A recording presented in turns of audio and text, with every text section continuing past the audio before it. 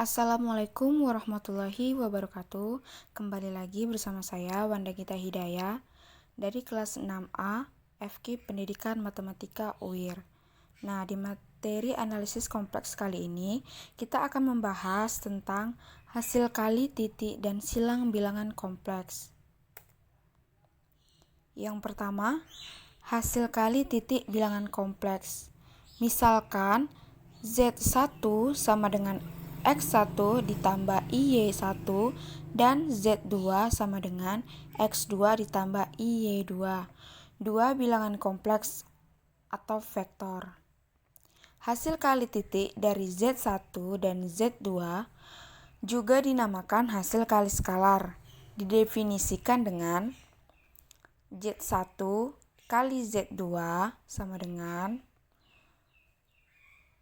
mutlak Z1 dikali mutlak Z2 cos theta sama dengan X1 dikali X2 ditambah Y1 dikali Y2, atau bisa juga dengan rumus RE buka kurung kurawal konjugat Z1 dikali Z2 sama dengan setengah dikali Z konjugat Z1 dikali Z2 ditambah Z1 dikali konjugat Z2, di mana theta itu adalah sudut antara Z1 dan Z2 yang terletak antara 0 dan V. Sifat yang dapat diturunkan dari definisi di atas adalah sebagai berikut. Yang pertama, bila Z1 kali Z2 besar dari 0, maka tetanya merupakan sudut lancip. Yang kedua, bila Z1 dikali Z2 kecil dari 0, maka tetanya merupakan sudut tumpul. Dan yang ketiga, bila Z1 dikali Z2 sama dengan 0, maka theta mempunyai nilai yaitu 90 derajat atau Z1 dan Z2 saling tegak lurus atau ortogonal. Nah, kita akan masuk ke sifat-sifat hasil kali titik pada bilangan kompleks. Jika Z1, Z2, dan Z3 adalah 3 buah vektor kompleks dan M sebuah skalar, maka berlaku yang pertama, Z1 dikali Z2 sama dengan Z2 dikali Z1. Ini namanya sifat komutatif. Yang kedua, buka kurung Z1 dikali Z2 tutup kurung dikali Z3 sama dengan Z1 dikali buka kurung Z2 dikali Z3 tutup kurung, dan ini dinamakan sifat asosiatif. Yang ketiga, Z1 dikali buka kurung Z2 ditambah Z3 tutup kurung sama dengan Z1 dikali Z2 ditambah Z1 dikali Z3. Nah, ini dinamakan sifat distributif.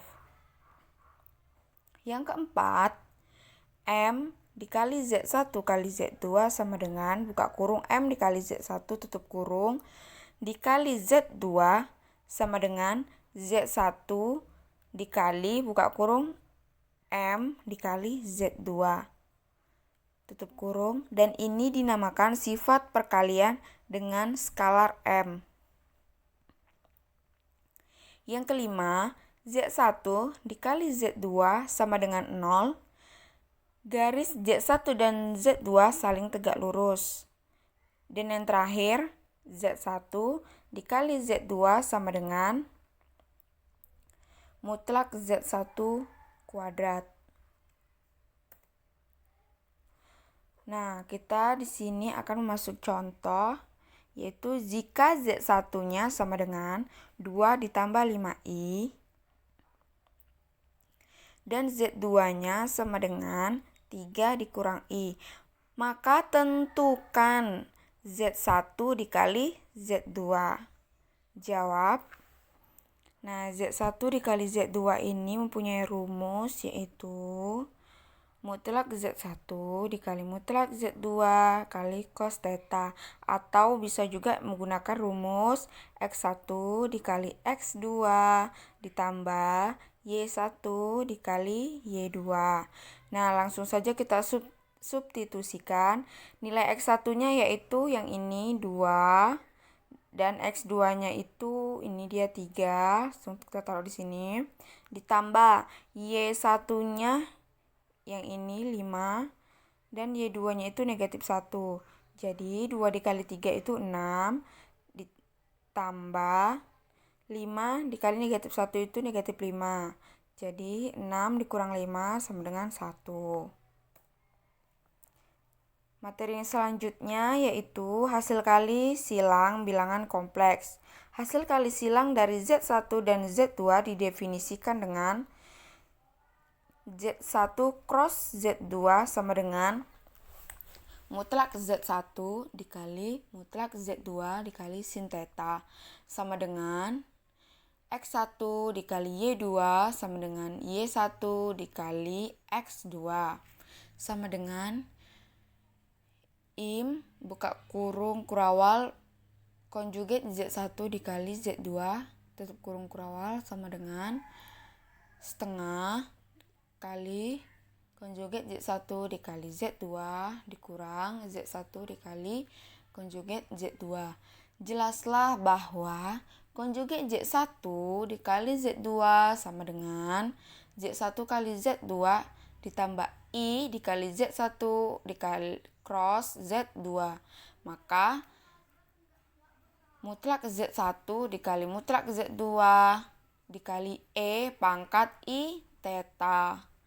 Jika Z1 dan Z2 tak nol, maka 1. Suatu syarat perlu dan cukup agar Z1 dan Z2 tegak lurus adalah Z1 kali Z2 sama dengan 0. Yang kedua, suatu syarat perlu dan cukup agar Z1 dan Z2 sejajar adalah Z1 cross Z2 sama dengan 0. Yang ketiga, panjang proyeksi Z1 pada Z2 adalah mutlak Z1 dikali mutlak Z2 per mutlak Z2.